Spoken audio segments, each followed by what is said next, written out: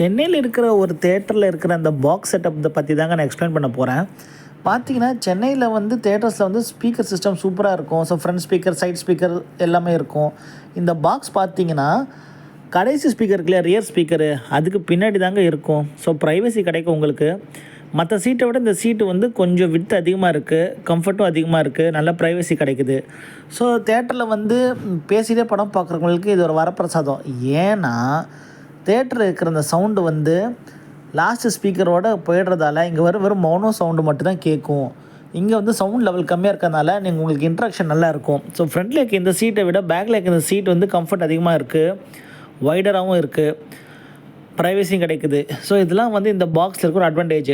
மேற்கொண்டு இங்கே AC சில்னஸும் experience பண்ணி பார்த்தேன். ஃப்ரண்ட்டில் இருக்கிற விட இங்கே நல்லாவே கூலிங் அதிகமாக இருக்குது. ஸோ இந்த அட்வான்டேஜ் டிஸ்அட்வான்டேஜை நான் உங்கள்கிட்ட வச்சுருக்கிறேன். இது உங்களுக்கு பிடிச்சிருந்தா நீங்கள் இந்த பாக்ஸ் யூட்டிலைஸ் பண்ணிக்கோங்க. ஸோ பார்த்தீங்கன்னா இந்த பார்டருக்கு வர இந்த ஸ்பீக்கர்ஸ் இருக்குது, அதுதான் கடைசி ரியர் ஸ்பீக்கர் இருக்குது. இந்த பார்த்தீங்கன்னா சைட் ஸ்பீக்கர்ஸ் இருக்குது, சப் ஊஃபர்லாம் இருக்குது.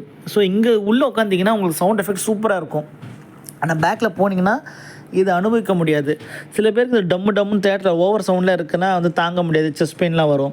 ஸோ இருக்கவங்களாம் இந்த லாஸ்ட்டில் போயிட்டிங்கன்னா உங்களுக்கு வந்து இந்த ப்ராப்ளம் இருக்காது.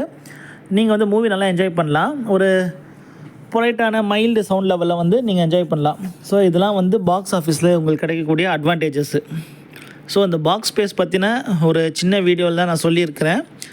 உங்களுக்கு இந்த பாக்ஸ் பற்றி தெரிஞ்ச விஷயம் இருந்தால் என்னோட ஷேர் பண்ணுங்கள். நன்றி, வணக்கம்.